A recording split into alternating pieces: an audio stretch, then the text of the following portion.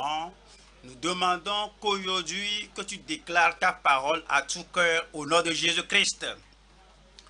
Accorde-nous l'esprit de compréhension et que nous répondions à ta parole comme les gens d'autrefois, les gens dans la Bible, comme ils ont répondu, que nous répondions de la pareille au nom de Jésus-Christ. Que la connaissance de la vérité que tu nous révèles nous prépare pour les joies à venir. Nous te remercions parce que tu nous as exaucés, car nous avons prié au nom de Jésus-Christ. Nous allons à Matthieu 24 et je lis verset 3. Matthieu 24, verset 3.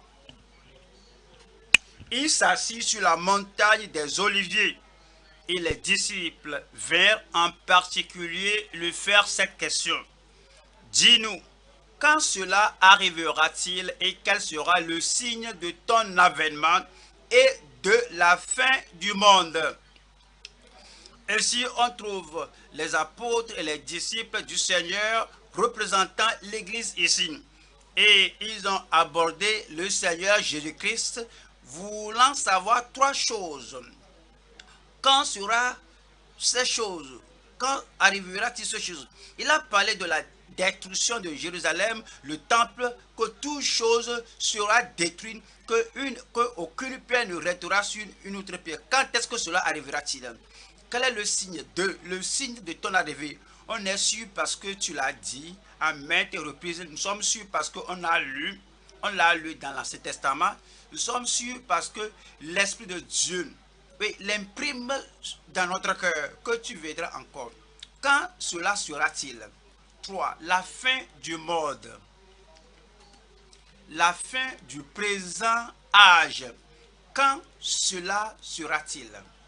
Il voudrait savoir au sujet du futur. Toutes ces choses sont à venir.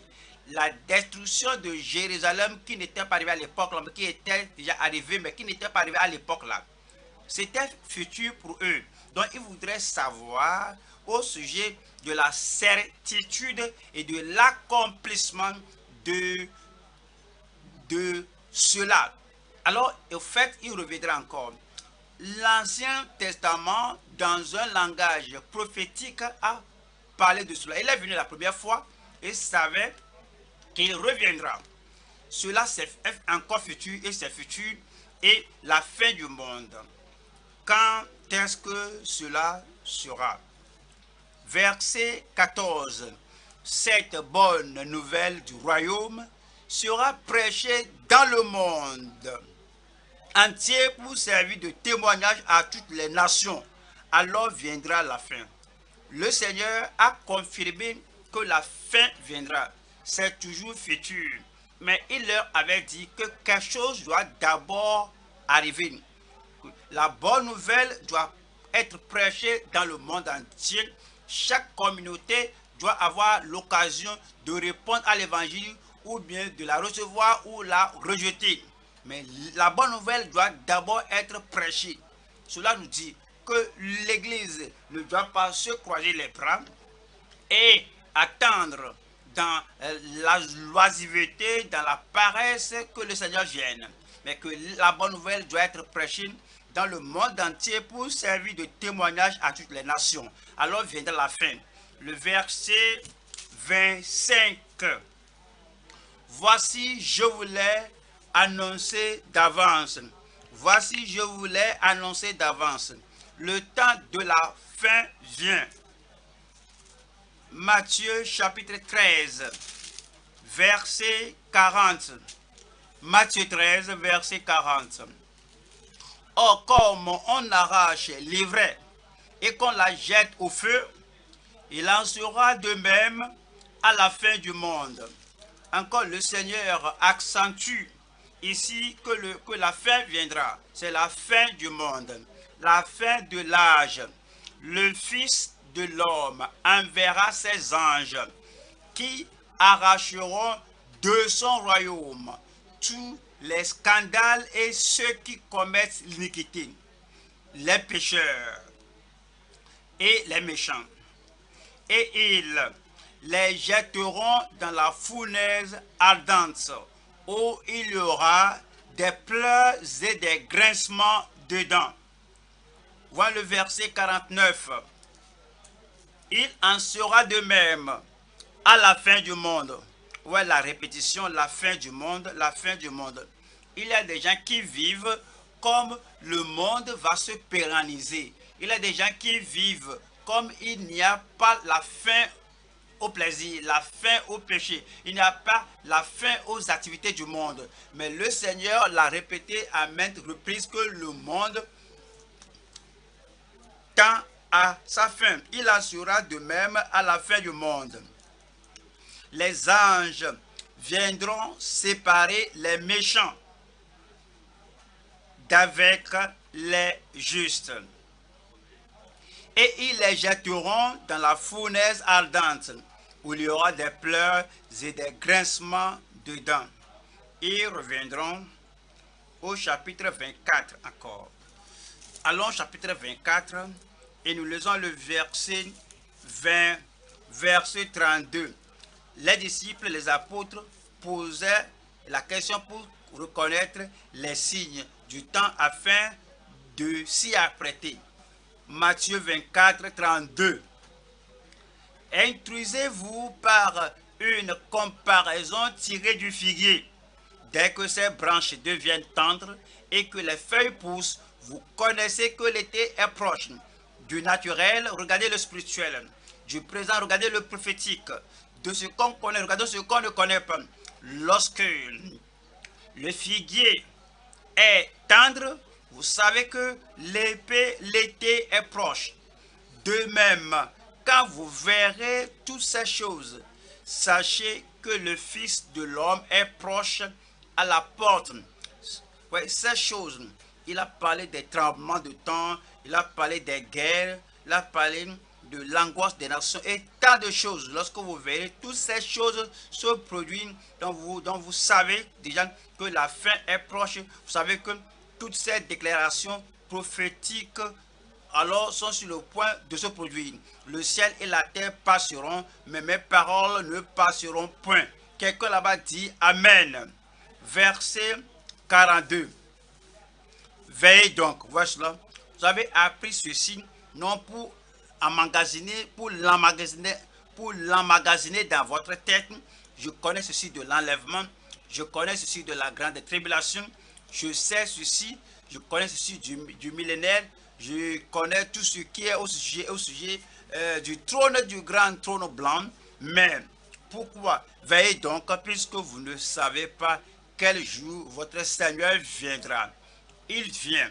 Le Seigneur viendra, il veut qu'on veille et qu'on s'apprête afin qu'à son arrivée, qu'on ne soit pas abandonné au nom de Jésus-Christ. Aujourd'hui, nous allons voir la parole de Dieu concernant la perspicacité prophétique des événements d'une fin imminente. La perspicacité, la connaissance, la pénétration, la compréhension qu'on doit avoir au sujet des événements des derniers temps. La perspicacité prophétique des événements d'une fin imminente.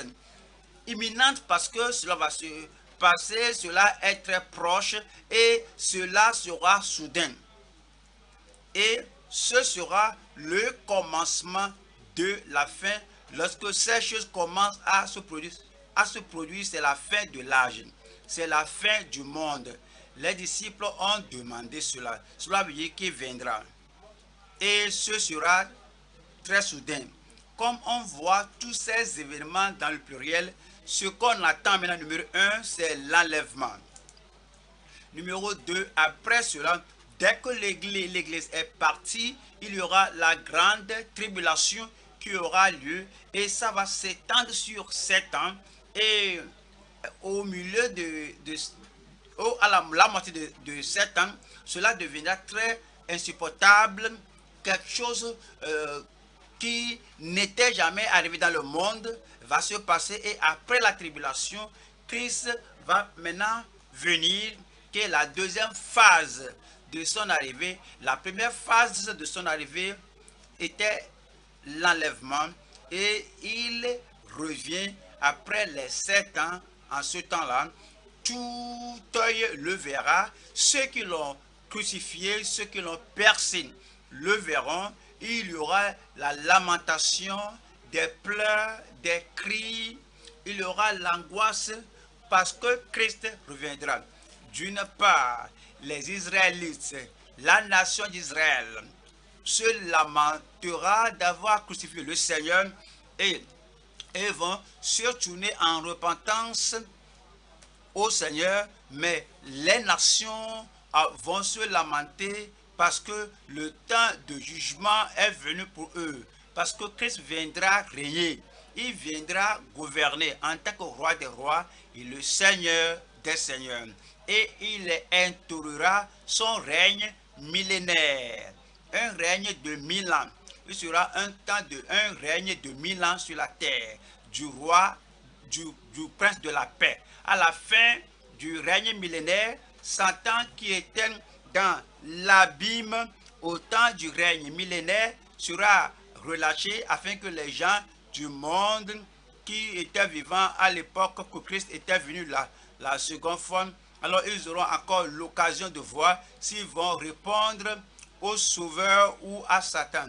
Il y aura la bataille d'Armageddon et après cela, le Seigneur va mettre le trône du grand trône blanc et le jugement du grand trône blanc et toute chose sera menée à la fin et cette fin conduira au domaine éternel du futur, ce qui sera le ciel pour ceux qui sont enfants de Dieu et l'enfer pour ceux qui ne sont pas enfants de Dieu. C'est pourquoi nous parlons de la perspicacité prophétique des événements d'une fin imminente. Nous allons voir 3 points. Premier point, c'est l'enlèvement. Numéro 2, c'est la grande tribulation. Et numéro 3, c'est le jugement du grand trône blanc. Premier point, c'est la soudaineté d'un grand enlèvement. La soudaineté de notre glorieux enlèvement. Cela viendra soudainement. Cela viendra inattendu.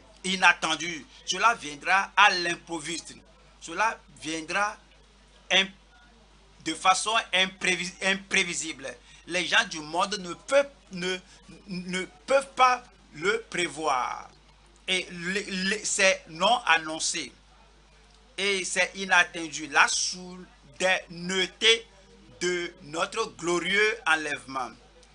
Deuxième point, la souffrance au cours de la grande tribulation. La souffrance au cours de la grande tribulation. Le temps de la grande tribulation sera un temps de dévastation, un temps de damnation, un temps de terreur, un temps de sort tragique, de souffrance insupportable. La souffrance au cours de la grande tribulation. 3. Le verdict au jugement du grand trône blanc. Comment le Dieu Tout-Puissant va parler à ces pécheurs qui demeurent non repentants jusqu'en ce temps-là, après qu'ils avaient l'occasion, l'opportunité et pour se repentir et ils ne l'ont pas fait. Et leur nom ne se trouve pas dans le livre de Dieu au ciel. Le dernier verdict que Dieu traduira tout le monde devant le trône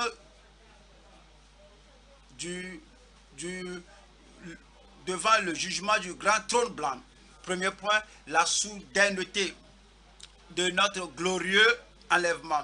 Voici l'opportunité pour ceux qui connaissent le Seigneur, des saints de Dieu, ceux qui sont devenus une nouvelle créature en Christ et vivent en attendant l'avènement du Seigneur.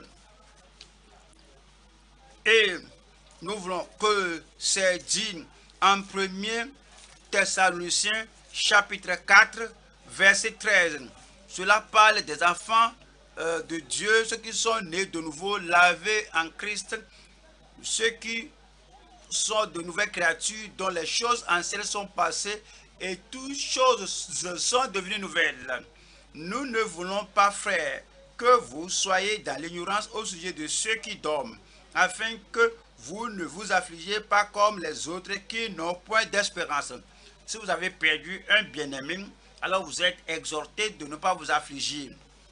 Car si nous croyons que Jésus est mort et qu'il est ressuscité, croyons aussi que Dieu ramènera par Jésus et avec lui ceux qui sont morts. Cela parle, nous disons, dans l'unité de doctrine, de révélation avec l'apôtre Paul, que voici, en effet, ce que nous vous déclarons d'après la parole du Seigneur. Nous ne disons pas cela comme nous avons vu quelque chose de nouveau, mais nous vous le déclarons par la parole du Seigneur. Nous les vivants, restés pour l'avènement du Seigneur. Nous ne devancerons pas ceux qui sont morts, car le Seigneur lui-même a un signal donné à la voix d'un archange et au son de la trompette de Dieu descendra du ciel et les morts en Christ ressusciteront premièrement. Qu'est-ce qui se passe? Lorsqu'un enfant de Dieu meurt, son esprit et son âme vont au ciel pour être avec le Seigneur. Étienne a dit, Seigneur, reçois mon esprit. Mais le corps s'étendait ici par terre. Vous vous rappelez bien, l'homme riche était allé au ciel. Aussitôt, l'âme et l'esprit sont allés. En effet, le corps est ici. Vous vous rappelez bien, à Lazare, l'esprit et l'âme sont allés au sein d'Abraham. Mais à l'enlèvement, le mort en Christ, l'esprit et l'âme au ciel, alors se joigneront au corps ressuscité et l'homme ensemble sera avec le Seigneur. Et dire, ensuite, nous les vivants, nous qui sommes enfants de Dieu, nous qui ne sommes pas morts, qui serons restés, nous serons tous ensemble, enlevés avec eux sur des nuées, et puis ceux qui sont ressuscités d'un mort, nous serons avec eux à la rencontre du Seigneur dans les airs. Dans les airs. Ce n'est pas ce temps-ci que tout œil le verra. Ça, c'est l'enlèvement. Alors nous, à la rencontre du Seigneur dans les airs, et ainsi nous serons toujours avec le Seigneur. Consolez-vous donc les uns les autres par ces paroles. Cela veut dire que, quel que soit ce que vous traversez, sachez-le que cela ne sera pas longtemps. Notre Christ, notre Sauveur viendra. Il viendra pour ceux qui sont enfants de Dieu. Et nous irons avec eux à l'enlèvement au nom de Jésus-Christ. Rappelez-vous ce que les apôtres ont dit. Nous vous avons dit ces choses par la parole du Seigneur. Par la parole du Seigneur. Quand est-ce que le Seigneur a dit cela? Avant ce temps-ci. Voyons Jean, chapitre 14, verset 1. Que votre cœur ne se trouble point. Croyez en Dieu, croyez en moi. Il y a plusieurs demeures dans la maison de mon Père. Si cela n'était pas, je vous l'aurais dit. Il parlait, le Seigneur parlait aux croyants, les apôtres parlaient à l'église. Et je vais vous préparer une place, c'est l'église. Ceux qui sont sauvés et qui sont purifiés dans le sang de l'agneau, ils sont épurés parce que leurs péchés sont ôtés. Deux domaines de péché. D'abord, les péchés qu'ils ont commis, le sang de Jésus a lavé cela et nous pardonne, c'est le salut. La deuxième partie du péché, le péché hérité, la dépravation de l'âme. La nature adamique est ôtée au niveau de la sanctification. Maintenant, il parle à ces gens régénérés, à ces gens sauvés et sanctifiés. Il dit, je vais vous préparer une place. Et lorsque je m'en serai allé, que je vous aurai préparé une place, sachez-le, que le péché n'entrera pas au ciel. La dépravation ne peut aller au ciel avec personne. Sinon, le ciel sera comme la terre. Si la dépravation va là-bas, si le péché est là-bas, si on n'est pas purifié, lavé, si on n'est pas sanctifié, si on n'a pas rendu saint, avant d'aller là-bas, le ciel sera comme la terre. C'est pourquoi il nous sauve avant d'aller au ciel. Il nous sanctifie.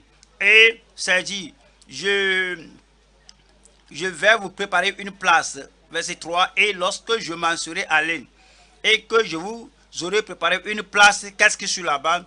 Je reviendrai, et je vous prendrai, pas le monde entier maintenant, et je vous prendrai avec moi, afin que là où je suis, vous y soyez aussi. Je serai là. Quelqu'un là-bas, je dis, je serai là. Vous voyez? Enoch est allé là-bas, c'est le symbole de l'enlèvement. L'enlèvement, c'est le fait d'ôter le peuple de Dieu, le transport du peuple de Dieu. Nous allons à Genèse chapitre 5 où Dieu a pris Enoch sans voir la mort. C'est l'image de l'enlèvement. Ainsi, il prendra le peuple de Dieu, ceux qui sont sauvés, purifiés, ceux qui sont sanctifiés, ceux qui vivent par la foi, qui mènent une vie juste et sainte. Le Seigneur nous mènera au ciel au temps de l'enlèvement au nom de Jésus-Christ. Rappelez que Enoch est allé avant le déluge. Enoch était enlevé, était transporté avant le déluge. L'Église sera enlevée avant le temps de la grande tribulation. Genèse 5, verset 22. Enoch, après la naissance de Méthusela, marcha avec Dieu 300 ans et il engendra des fils et des filles. Tous les jours d'Enoch furent de 365 ans. Enoch marcha avec Dieu. Puis il ne fut plus parce que Dieu le prit.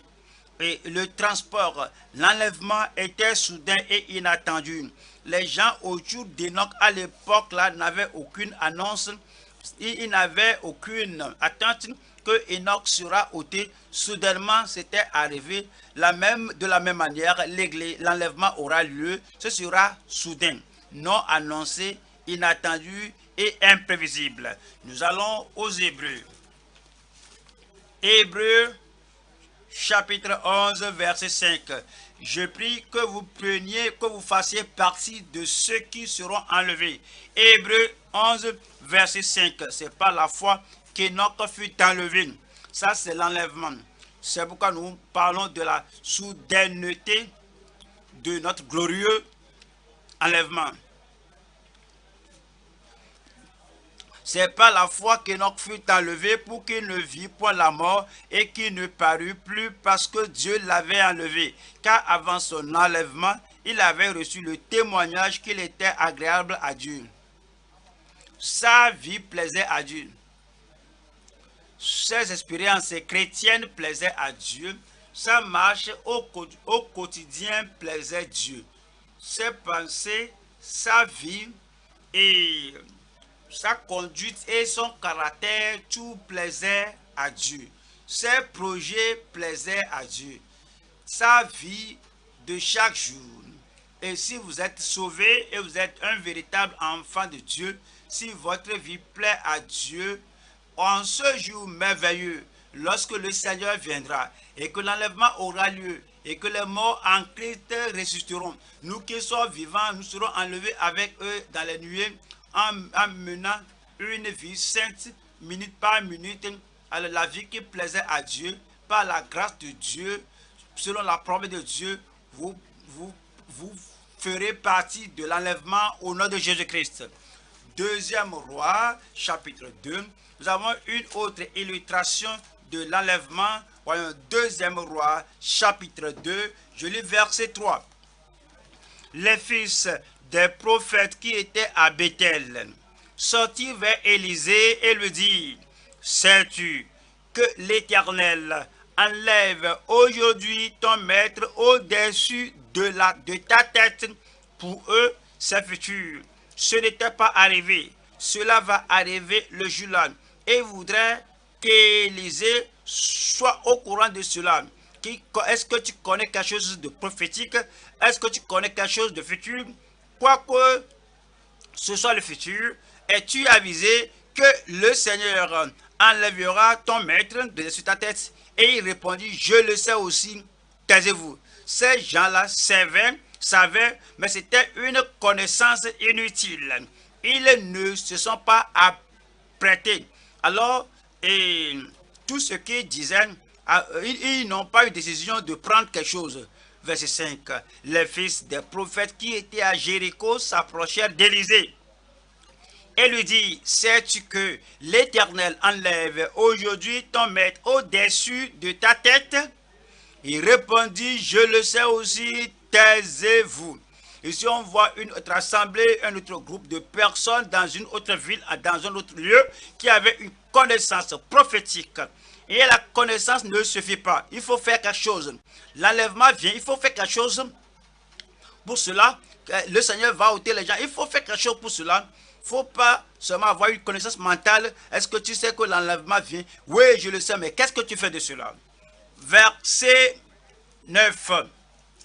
Lorsqu'il a eu passé, Élie dit à Élisée, demande ce que tu veux que je fasse pour toi avant que je sois enlevé d'avec toi. C'est l'enlèvement là-bas, être pris, être enlevé, être ôté. Mais c'est que Élisée ici avait une requête. Élisée ici avait quelque chose qu'il attendait afin que, que l'enlèvement d'Élie n'ait pas le sang, rien qui arrive à Élisée. Et dit, Élisée répondit, qu'il est sur moi, je te prie, une double portion de ton esprit. Verset 11. Comme il continuait à marcher, en parlant, voici un char de feu et des chevaux de feu les séparent l'un de l'autre. Et Élie monta au ciel dans un tourbillon. Il alla où il est allé au ciel. Il est allé au ciel. Il dit, est-ce qu'il est allé au ciel? Bien sûr que oui. Élie est parti au ciel. On a vu le cas d'Enoch. On a vu son type d'enlèvement. On a vu le cas de Élie, un type d'enlèvement. Nous allons voir Actes des Apôtres, chapitre 1, verset 8. Acte 1, verset 8. Mais vous recevrez une puissance, le Saint-Esprit survenant sur vous, et vous serez mes témoins à Jérusalem, dans toute la Judée, dans la Samarie, et jusqu'aux extrémités de la terre. Après avoir dit cela, il fut élevé pendant qu'il le regardait, et une nuée le déroba à leurs yeux. C'était le cas du Seigneur Jésus. Le Seigneur était mort, il est ressuscité. Il est apparu à ses disciples 40 jours après cette résurrection. Maintenant, il leur donnait la dernière instruction d'attendre à Jérusalem jusqu'à ce qu'ils soient revêtus de la puissance de Dieu. Après avoir dit cela, il fut élevé pendant qu'il le regardait et une nuée le déroba à leurs yeux. Après avoir dit cela, il fut élevé pendant qu'il le regardait et une nuée le déroba à leurs yeux.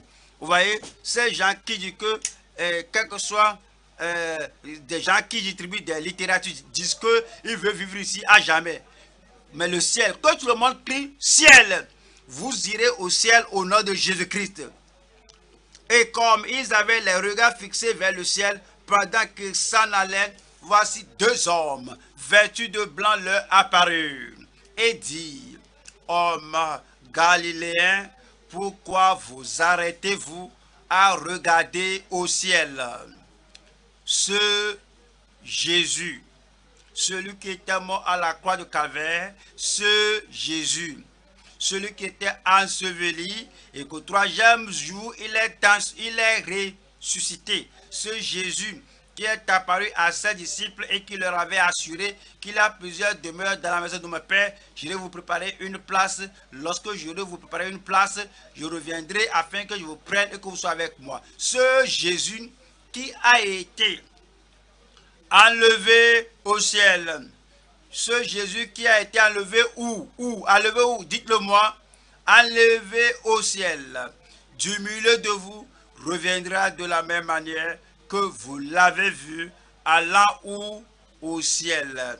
Il est allé au ciel et il reviendra. Et il reviendra prendre ses enfants. Vous n'allez pas passer par la grande tribulation. Toutes les souffrances de l'époque là, dès que vous êtes en haut, vous serez en haut là, alors vous allez regarder ce qui se passe sur la terre. 1er Corinthiens 15. 1er Corinthiens 15. Nous lisons le verset 51. 1er Corinthiens 15, 51. 51 nous dit, voici, je vous dis un mystère, des choses que beaucoup de personnes ne savent pas, ce qui est caché aux gens du monde. Voici, je vous dis un mystère. Ce que les gens de l'Ancien Testament ne savaient pas, c'était un mystère. Cela nous est maintenant révélé. Il connaissait au sujet de son second avènement, c'était un saint de l'Ancien Testament qui disait que Christ viendra avec les myriades et jugera le monde. Ça, c'est le second avènement. Il savait cela, ce n'est pas un mystère. Ça, ce n'est pas un mystère pour les prophètes d'Israël. Mais au sujet de l'enlèvement, pour les gens de l'Ancien Testament, c'est un mystère. Et pourquoi Paul a dit, voici, je vous dis un mystère, nous ne mourrons pas tous, mais nous tous serons changés. Cela parle de l'Église, l'Église sauvée. Il parlait de l'Église, l'Église sanctifiée. Il parlait de l'Église, l'Église ferme, l'Église qui endure, qui persévère jusqu'à la fin. Parce que l'amour de plusieurs se refroidira. Dieu merci, mon amour ne se refroidira pas. Mais celui qui persévérera jusqu'à la fin sera sauvé. Cela parle de l'Église sauvée, sanctifiée, l'Église ferme, ceux qui vont persévérer jusqu'à la fin. Mais nous tous serons changés.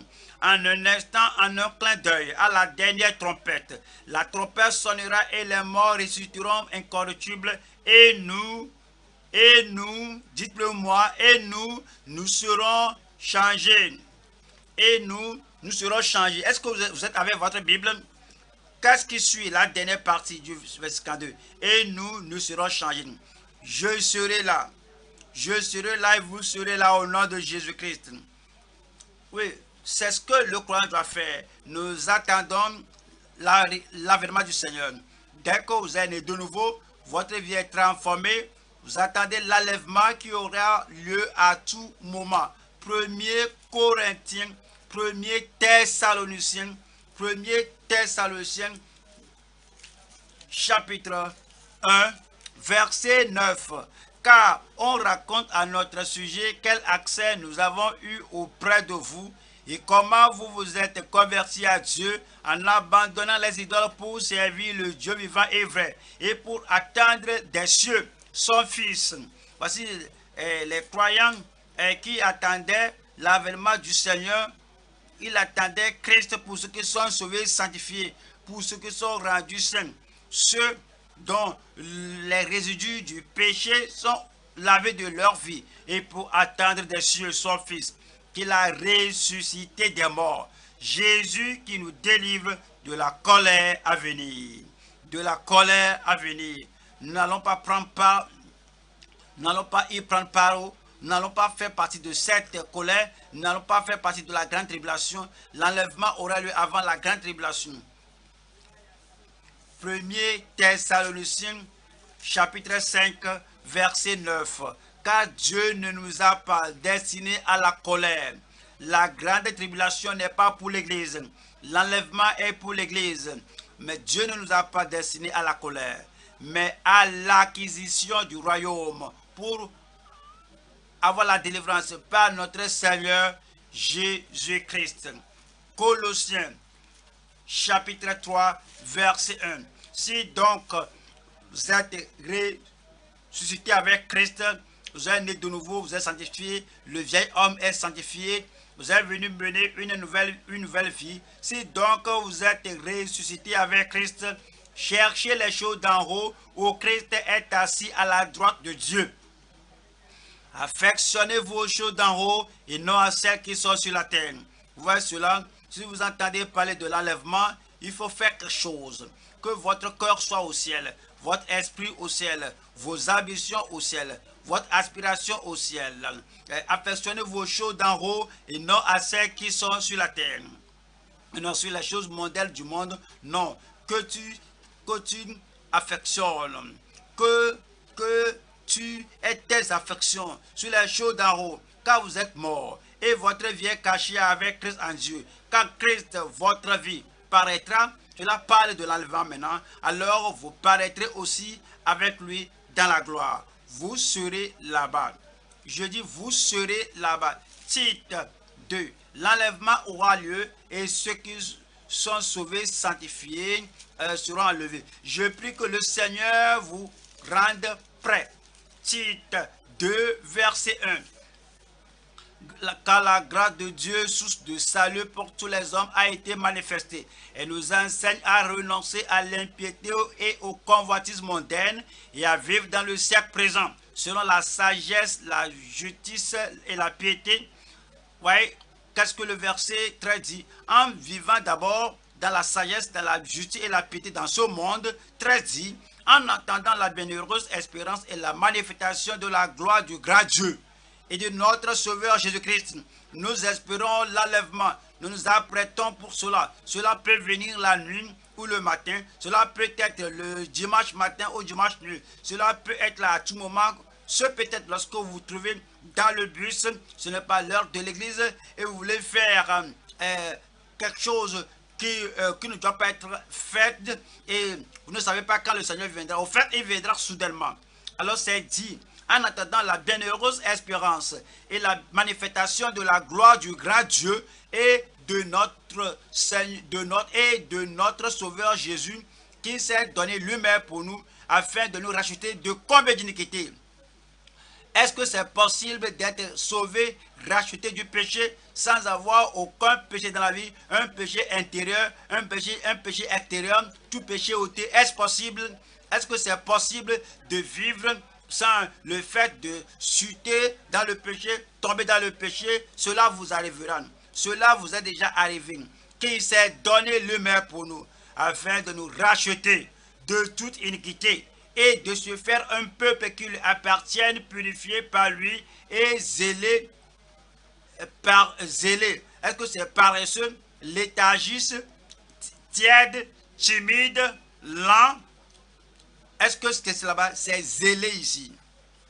Il faut parler de vous-même et zélé pour les bonnes œuvres.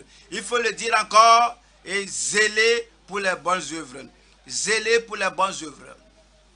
Quelqu'un dit que pourquoi Christ n'est pas venu? Parce que les gens se refroidissent. Est-ce que tu te refroidis? Oui, le refroidissement de l'âge t'attrape. Zélé pour les bonnes œuvres. Je serai zélé pour le Seigneur. Je serai zélé pour le Seigneur. 1 Jean 3. 1 Jean 3, 1. 1 Jean 3, 1. Voyez quel amour le Père nous a témoigné pour que nous soyons appelés enfants de Dieu. Et nous le sommes si le monde ne nous connaît pas, c'est qu'il ne l'a pas connu. Bien-aimés, nous sommes maintenant enfants de Dieu. Et ce que nous serons n'a pas encore été manifesté. Mais nous savons, Dieu merci, je sais. Mais nous savons que lorsque cela sera manifesté, nous serons semblables à lui parce que nous le verrons tel qu'il est. Il parle de l'enlèvement là-bas. Quiconque a cette espérance en lui se purifie comme lui-même est pur. Je serai participant au nom de Jésus-Christ. Après cet enlèvement, après que nous serons enlevés, il y aura le temps de la grande tribulation. Jésus, en répondant aux disciples, aux apôtres de l'église primitive, il a utilisé ce mot, la grande tribulation ou la grande détresse. Voilà le deuxième point, la souffrance au cours de la grande tribulation. La souffrance au cours de la grande tribulation. Matthieu 24, verset 21. Matthieu 24, verset 21. Car alors la détresse, voyez cela, la détresse sera si grande qu'il n'y en a point eu de pareil depuis le commencement du monde jusqu'à présent et qu'il n'y en aura jamais. Cela fait référence à une période spéciale, une période dangereuse, une période de destruction, une période de souffrance terrible. Et Jésus a dit, jusqu'au temps de la grande tribulation, toutes les souffrances du monde combinées ensemble, amoncelées ensemble, il ne sera jamais une pareille souffrance. Et après cela, il n'y aura plus de pareille souffrance sur la terre. Verset 29 qui dit, aussitôt après ces jours de détresse, le soleil s'obscurcira, la lune ne donnera plus sa lumière, les étoiles tomberont du ciel et les puissances des cieux seront ébranlées. Voyez ceci. Après la tribulation, après cette détresse, alors le signe du Fils de l'homme paraîtra dans le ciel. Toutes les tribus de la terre se lamenteront et elles verront le Fils de l'homme venant sur les nuées du ciel avec puissance et une grande gloire. Cela nous dit que l'enlèvement aura lieu d'abord et après cela la grande tribulation et qui sera un temps de souffrance terrible et après une période de grande tribulation de 7 ans, il aura le signe du Fils de l'homme venant sur la terre. Voilà, la grande tribulation n'est pas un mystère. Les gens de l'Ancien Testament avaient connaissance de cette période. Deutéronome 4, 30. Deutéronome 4, verset 30, nous parle de la grande tribulation qui viendra sur les enfants d'Israël. Deutéronome 4, verset 30. Au sein de ta tribulation, toutes ces choses t'arriveront. Alors, dans la suite des temps, ce n'est pas le temps où ils sont vendus à Babylone, où Israël était détruit, le temple détruit, non. Mais alors, dans la suite des temps, tu retourneras à l'Éternel, ton Dieu, et tu écouteras sa voix. Et donc la promesse aux enfants d'Israël qu'ils auront l'occasion en ce temps-là de se tourner vers le Seigneur, de se repentir. Parce que c'est le temps des Juifs, c'est le temps de la nation d'Israël. Allons à Jérémie chapitre 30 et versets 6 et 7. Jérémie 30, versets 6 et 7. Toujours sur la période de la grande tribulation, une période de grande dévastation en Israël et sur les autres parties du monde. Deutéronome 30, verset 6. Informez-vous et regardez si un mâle enfante. Vous voyez, Jérémie a vu les hommes dans le futur et dans une vision prophétique, il a vu les hommes comme ils étaient en travail, comme ils étaient dans la douleur d'enfantement. Pourquoi vois-je dans tous les hommes les mains sur les reins comme une femme en travail? Pourquoi tous les visages sont-ils devenus pâles? Parce que malheur, car ce jour est grand, et il n'y en a point eu de semblable. N'est-ce pas ce que Jésus a dit? Un temps de souffrance, un temps de grande terreur, de grande furie venant de l'Antéchrist, venant de Satan, et l'indignation venant de Dieu le ciel, et malheur, car ce jour est grand, il n'y en a pas eu de semblable. C'est un temps d'angoisse pour Jacob, mais il en sera délivré. À la fin de 7 ans, la tribulation ne sera pas pour toujours. C'est ce que Jésus a dit, que ces jours n'étaient abrégés, aucune chair ne sera sauvée. Mais à cause des élus, à cause des Juifs, à cause d'Israël, à cause des gens que Dieu a, qu'il va les secourir à l'époque là, et à cause de ce temps-là sera abrégé en 7 ans, à la fin de 7 ans. Voyons Daniel, ce temps de la grande tribulation. Daniel, chapitre 12, Daniel 12, verset 1.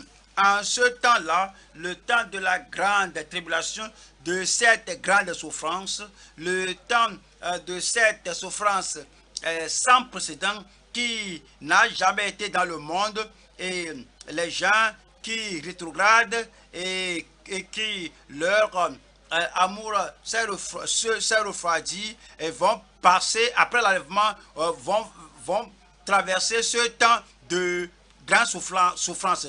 Je ne serai pas rétrograde et je ne serai pas sur la terre au temps de la grande tribulation. En ce temps-là se lèvera Michael, le grand chef, le défenseur des enfants de ton peuple. Ce sera une époque de détresse. Voici ceci. Tel qu'il n'y en a point eu de semblable depuis que les nations existent jusqu'à cette époque.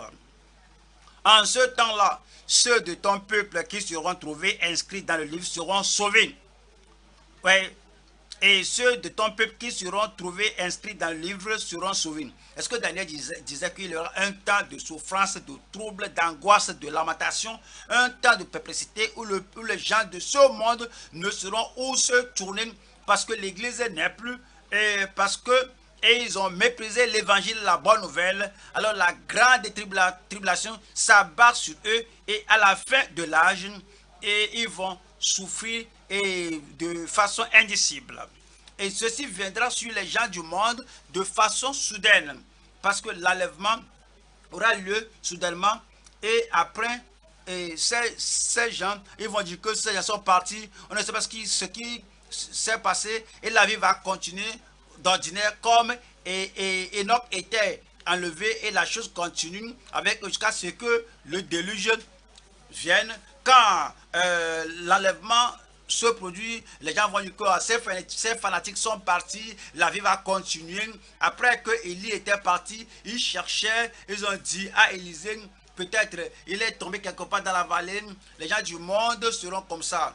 Et ce temps de la grande tribulation va venir sur eux non préparés. 1er Thessaloniciens chapitre 5. 1er Thessaloniciens chapitre 5 verset 1. Pour ce qui est des temps et des moments, vous n'avez pas besoin, frères, qu'on vous en écrive. Car vous savez bien vous-même que le jour du Seigneur, le jour de dévastation, le jour des ténèbres, car le jour du Seigneur viendra comme un voleur dans la nuit. Quand les hommes diront paix et sûreté, et lorsque, après tout, lorsqu'ils auront survécu au choc de l'enlèvement, la Bible dit quand les hommes diront paix et sûreté, alors une ruine soudaine les surprendra, comme les douleurs de l'enfantement surprennent la femme enceinte, et ils n'échapperont point. Et après l'enlèvement, l'Antéchrist dira que je serai votre solution. Il viendra comme le prince de la paix, comme un agneau arrivé au trône. Sur le trône, il parlera comme un dragon. Il sera terrible pour les gens du monde à l'époque. Dieu merci, je ne serai pas ici. Je dis Dieu merci, je ne serai pas ici. Ce n'est pas l'heure de somnoler et dormir très oisif. Ce n'est pas l'heure de dire que qu'est-ce qu'ils disent. Jésus vient. Jésus vient. Si tu rates l'enlèvement, tu ne prendras pas à la grande tribulation. Si tu ne seras pas à la grande tribulation, il faut t'apprêter pour l'enlèvement. Quelqu'un là-bas s'apprête. Vous serez sauvés, sanctifiés et rendus saints, et mener la vie de justice telle que Enoch l'a menée au nom de Jésus-Christ.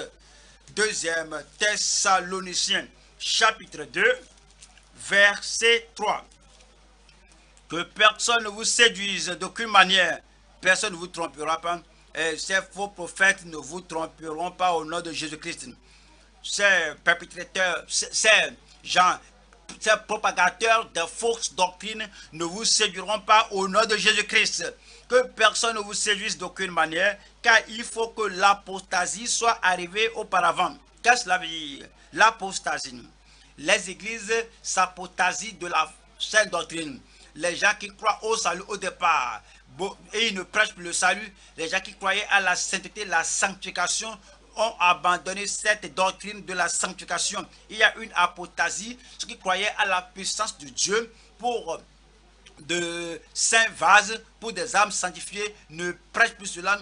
Ceux qui croient à la monogamie, un homme, une femme, jusqu'à ce que la mort les sépare, ne prêchent plus cela. Ceux qui croient que la mondanité fait de quelqu'un un ennemi de Dieu, ne prêchent plus cela. Il y a une apostasie. Je prie que vous, en tant qu'individu, que vous ne vous apostasiez pas, que votre famille ne s'apotasie pas, que votre église ne s'apotasie pas, que nous, en tant qu'église, qu'on ne s'apotasie pas au nom de Jésus-Christ, que personne ne vous séduise d'aucune manière, car il faut que l'apostasie soit arrivée auparavant et qu'on ait vu paraître l'homme de péché, le fils de la perdition, l'adversaire, l'antéchrist, qui s'élève au-dessus de tout ce qu'on appelle Dieu, l'antéchrist, ou de ce qu'on adore, c'est l'antéchrist, jusqu'à s'asseoir dans le temple de Dieu, se proclamant lui-même Dieu.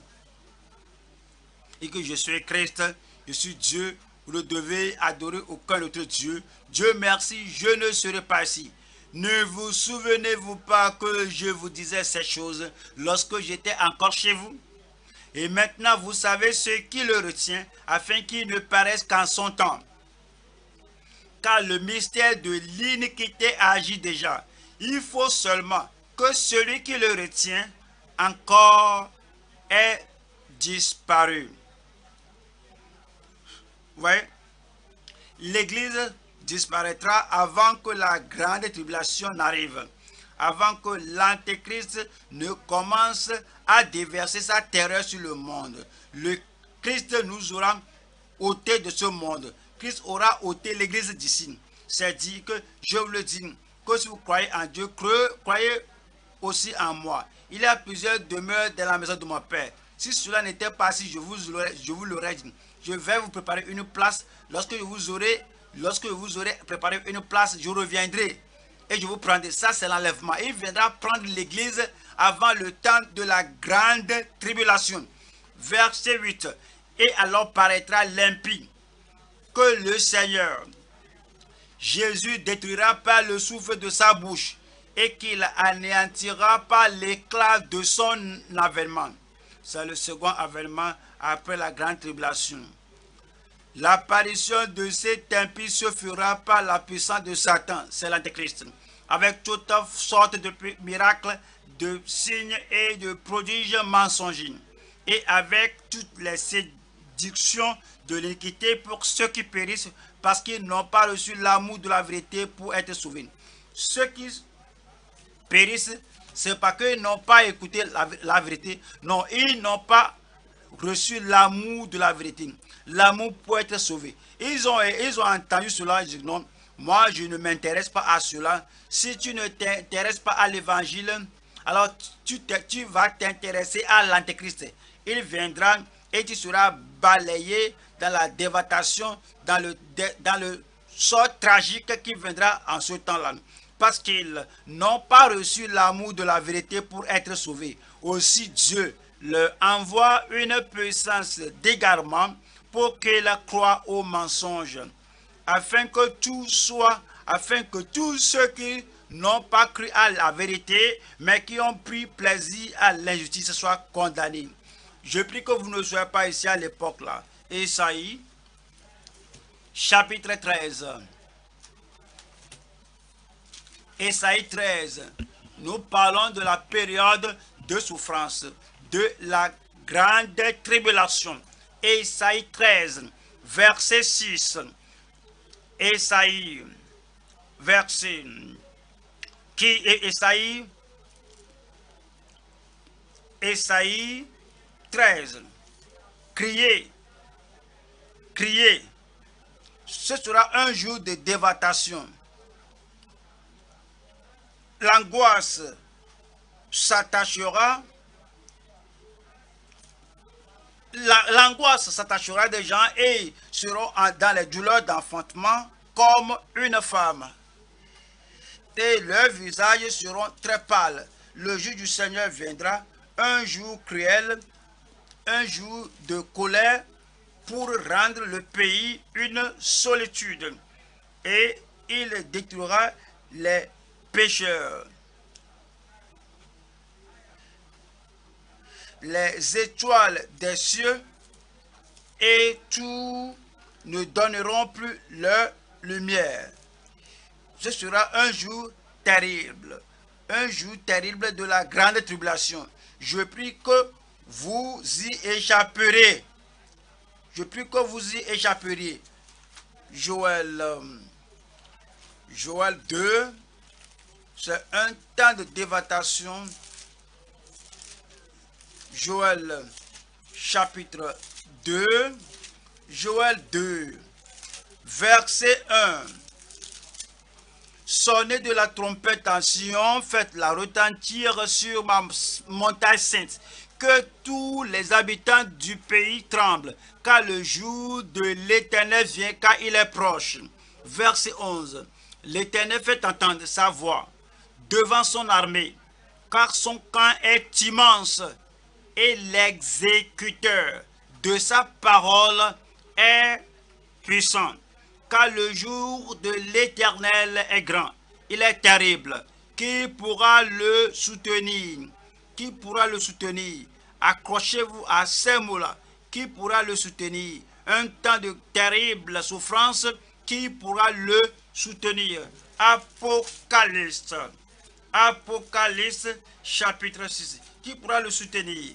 Apocalypse 6, verset 13. Apocalypse 6, 13. Apocalypse 6, 13. 15. Les rois de la terre, les grands, les chefs militaires, les riches, les puissants, tous les esclaves et les hommes libres se cachaient dans les cavernes et dans les rochers des montagnes. Et ils disaient aux montagnes et aux rochers, tombez sur nous et cachez-nous devant la face de celui qui est assis sur le trône et devant la colère de l'agneau. Car le grand jour de sa colère est venu et qui peut subsister. Il sera un temps de grande dévastation. En ce temps-là, les gens vont préférer mourir, mais la mort ne viendra pas. Ils ne seront pas en mesure de se suicider parce que la souffrance est très intense et terrible. Apocalypse, chapitre 9, verset 6. En ce jour-là, les hommes chercheront la mort et ils ne la trouveront pas. Très terrible. Les gens vont chercher à mourir, mais dès qu'ils meurent, ils iront en enfer. Mais ils vont traverser la grande souffrance, la grande tribulation. En ces jours-là, les hommes chercheront la mort et ils ne la trouveront pas. Ils désireront mourir et la mort fuira loin d'eux. Je vous l'ai dit, d'une part, la colère de Dieu sera sur le monde. Deuxième part, la colère de Satan sera sur le monde. Et la troisième chose, c'est l'Antéchrist lui-même va terroriser le monde, tout ce qui vient des directions. Alors, s'amoncelle sur le monde et le temps de la grande tribulation, très terrible. Le seul remède est que vous ne soyez pas ici. Il y a des gens qui disent que l'Église va traverser la grande tribulation. Comment tu vas laisser Christ? Christ qui est l'époux, qui sait que la colère du Père va tomber sur le monde. L'Antéchrist va terroriser le monde. Satan va amener sa colère sur le monde et dans le monde et va laisser l'épouse ici. Non, Christ vient, l'époux vient et va ôter l'épouse. Il va nous ôter de ce monde avant ce temps de dévastation terrible qui viendra sur le monde au nom de Jésus-Christ. Apocalypse 13. Apocalypse 13. Lisons le verset 16. Et elle fit, c'est l'Antéchrist, et elle fit que tout, petits et grands, riches et pauvres, libres et esclaves, reçussent une marque sur leur main droite ou sur leur front. Il y aura une marque de l'Antéchrist, et que personne ne put acheter ni vendre, sans avoir la marque, le nom de la bête, ou le nombre de son nom. C'est ici la sagesse. Que que celui qui a de l'intelligence calcule le nombre de la bête, car c'est un nombre d'hommes. Et c'est l'Antéchrist, et son nom est 666. Vous ne serez pas ici pour avoir cette marque, ce nombre. Chapitre 4, chapitre 14, verset 9. Et un troisième ange les suivit en disant d'une voix forte: si quelqu'un adore la bête et son image, et reçu une marque sur son front ou sur sa main. Pourquoi recevoir l'image? Parce que on ne peut pas, on ne sera pas en mesure d'acheter, de manger, d'instruire les enfants à l'hôpital, d'instruire les enfants à l'école, ou bien aller à l'hôpital. Et dès qu'on reçoit la marque, on est condamné à jamais.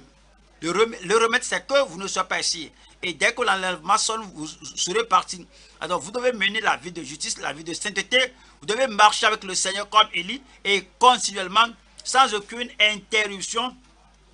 Et vous allez rater cette grande tribulation. Et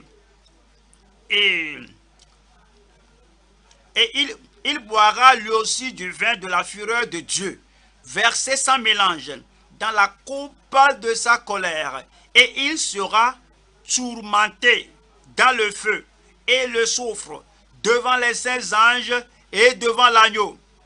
Et la fumée de leur tourment monte jusqu'à quand? Dites-le moi à haute voix, dites-le avec conviction. Et la fumée de leur tourment monte au siècle des siècles. Et ils n'ont de repos ni jour ni nuit. Il n'y a pas de repos, il n'y a pas de répit, il n'y a pas de soulagement. Ce n'est pas un purgatoire et qu'on peut aller sortir. C'est le mensonge des gens là.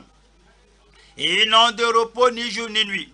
Ceux qui adorent la bête de son image et quiconque reçoit la marque de son nom.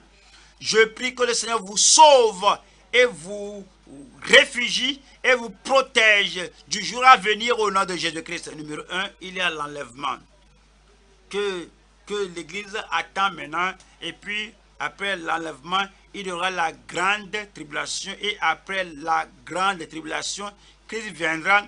Lorsqu'il viendra, il va instaurer son règne millénaire. Le diable sera lié, jeté dans l'abîme.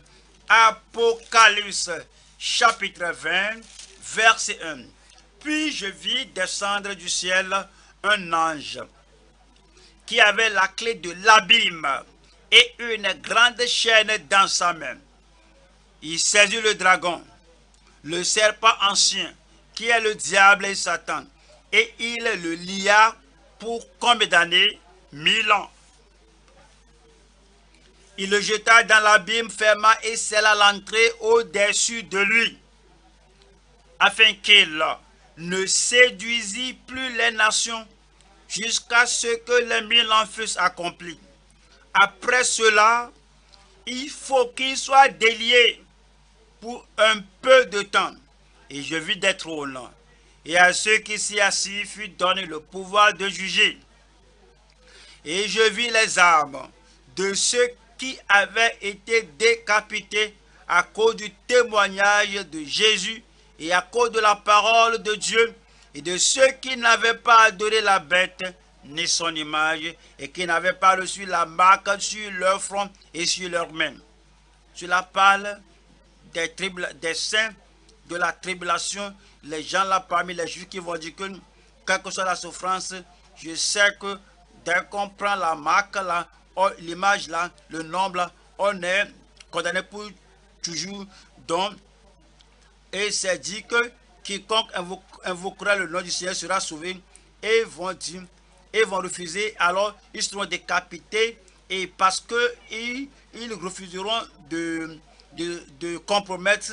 Et si au temps de la grande tribulation, il y a des gens qui ne vont pas compromettre dans la grande tribulation, il y a des gens qui disent que comme on est ici, et ils ne vont pas, que comme nous sommes ici, on est déjà là, ils ne vont pas compromettre. Ici maintenant, il n'y a personne qui vous décapite.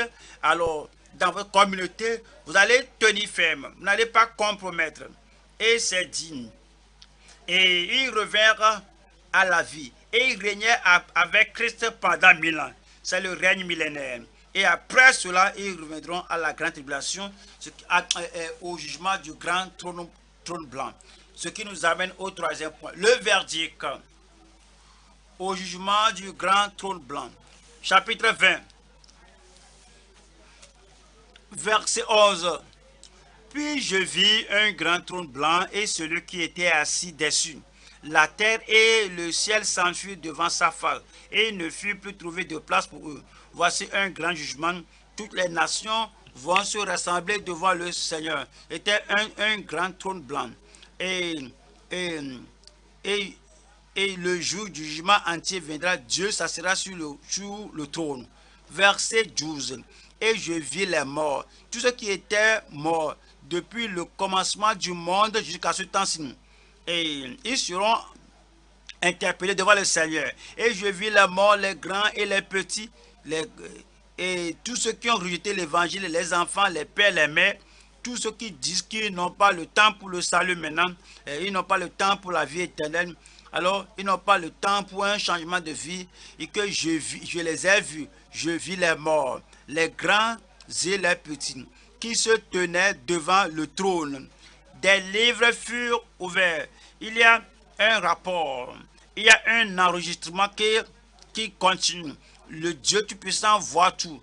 Tout ce que tu fais secrètement, tout ce que tu fais ouvertement, Dieu te suit. Il n'y aura pas d'argument ce jour-là, parce que c'est dit que des livres furent ouverts au sujet de quiconque a vécu, et un autre livre fut ouvert, celui qui est le livre de vie, et les morts furent jugés selon leurs œuvres, d'après ce qui était écrit dans ces quoi?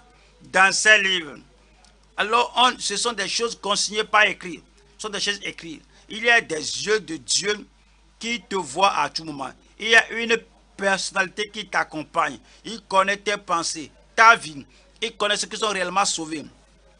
On t'appelle frère, merci sœur. Cela ne sera pas lui en ce temps-là. Parce que Dieu connaît ceux qui sont nés de nouveau, ceux qui sont dans le livre de vie, ceux qui ne sont que des hommes inutiles, ils sont là, on l'appelle frères et sœurs, mais ne sont pas enfants de Dieu, ils ne sont pas nés de nouveau. Alors, tout le monde sera jugé selon ce qui était écrit dans le livre. La mer rendit les morts qui étaient en elle. La mort et le séjour des morts grandirent les morts qui étaient en eux. Et chacun fut jugé selon ses œuvres. Qu'est-ce que cela veut dire? Présentement, si quelqu'un meurt, et la personne n'est pas née de nouveau, la personne ira en enfer. Au jugement du grand trône blanc, l'enfer va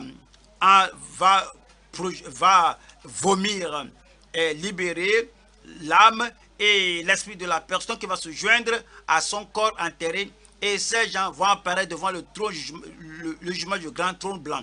Si ton nom est dans le livre de vie et que tu retournes à l'idolâtrie, au péché, à la pollution du monde, le Seigneur dit que quiconque pêche contre moi, que je l'effacerai de mon livre. Tu dois retourner au calvaire disant: Seigneur, je viens à toi, et il te pardonnera, il va te laver, sauver ton âme. Et c'est dit ici que la mort rendit les morts qui étaient en elle, la mort et le séjour des morts rendit les morts qui étaient en eux, et chacun fut jugé selon ses œuvres. Et la mort et le séjour des morts fut jeté dans l'étang de feu. C'est la seconde mort, l'étang de feu. La mort, en tant qu'une personnalité, ne sera plus en mesure de tuer, parce que la mort et le séjour des morts, il y a la mort des morts, la mort de la mort même, la mort de la mort. La mort et le séjour des morts furent jetés dans l'étang de feu. C'est la seconde mort, l'étang de feu. Quiconque pasteur, quiconque ouvrier, quiconque n'importe qui dirigeant quiconque un chrétien, un prétendu chrétien, quiconque un grand pasteur qui est un ange dehors, un diable au-dedans, quiconque on l'appelle un grand prédicateur, quiconque un grand dirigeant, quiconque ne fut pas trouvé écrit dans le livre de vie fut jeté dans l'étang de feu. C'est la fin des choses, la fin des fins. Lorsque tous ces gens seront bannis dans l'enfer, dans l'étang de feu, toi, enfant de Dieu, sauvé, sanctifié et ferme dans le Seigneur, tu seras au ciel au siècle des siècles. Je dis, tu seras au ciel au siècle des siècles. Parce que Apocalypse 21, verset 7 dit, celui qui vaincra, c'est moi. Celui qui vaincra, quel que soit le défi que tu as, je vaincrai. Il dit, je vaincrai. Je dis, je vaincrai. Celui qui vaincra héritera ces choses. Je serai son Dieu et il sera mon fils. Mais, verset 8, j'ai peur de ceux qui diront que je donne ma vie à Christ. J'ai peur de celui-ci, si pleinement, complètement, si j'ai absolument donné ma vie au Seigneur et que je mène une vie pure, sainte, juste, sanctifiée, j'ai peur de ceux qui diront de moi. Mais pour les lâches, les incrédules, les abominables, les meurtriers, les impudiques, les enchanteurs, les magiciens, les sorciers, les idolâtres et tous les menteurs, leur part sera dans l'étang ardent de feu et de soufre, ce qui est la seconde mort. Quel est l'impact de cela sur vous? Vous avez entendu parler de l'enlèvement. Alors, quel est l'impact sur votre vie? Vous avez entendu la parole de Dieu sur la grande tribulation. Quel est l'effet sur votre vie? Vous avez entendu la parole de Dieu sur la grande tribulation et sur le jugement du grand trou blanc. Quel est l'impact sur votre vie? Daniel, on a le Daniel. Lorsque la vie sera l'impact sur sa vie, voyons Daniel chapitre 7 et voyons le verset 28. Daniel 7, verset 28. Ici finit ces paroles. Voyons le verset, commençons par le verset 9. Daniel 7, verset 9. Pour que vous compreniez ce qu'il disait. Je regardais pendant que l'on plaçait des trônes et l'ancien des jours s'assit. Son vêtement était blanc comme la neige et les cheveux de sa tête étaient comme de la laine pure.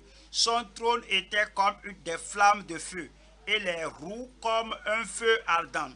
Un fleuve de feu coulait et sortait de devant lui. 1000 milliers le servaient et 10 000 millions se tenaient en sa présence. Les juges s'assirent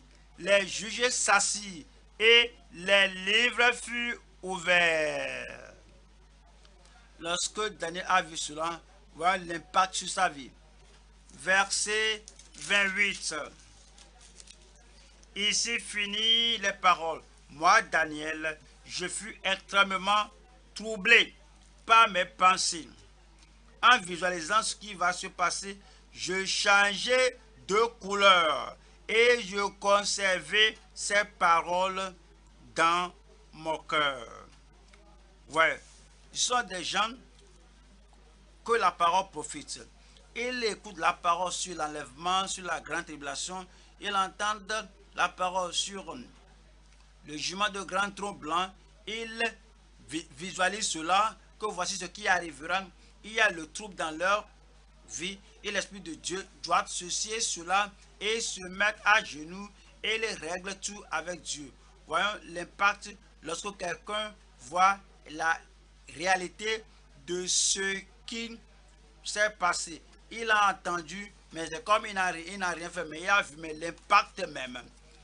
Donc la chose s'est passée. Voyons Luc 16, verset 24. Il s'écria, Père Abraham, aie pitié de moi, et envoie Lazare pour qu'elle trempe le bout de son doigt dans l'eau et me rafraîchisse la langue, car je souffre cruellement dans cette flamme.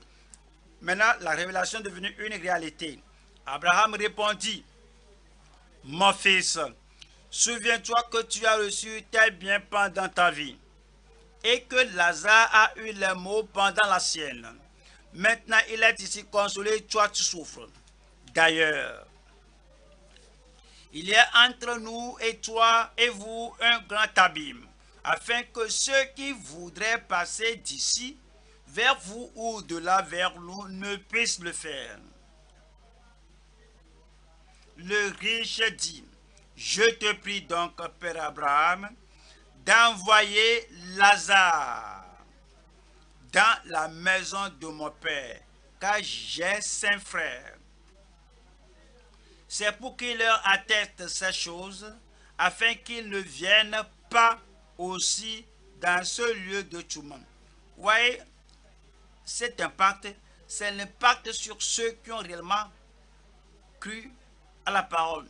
Que voici, leurs parents, leurs frères ne sont pas sauvés, ne sont pas nés de nouveau, et ils vivent dans leur état.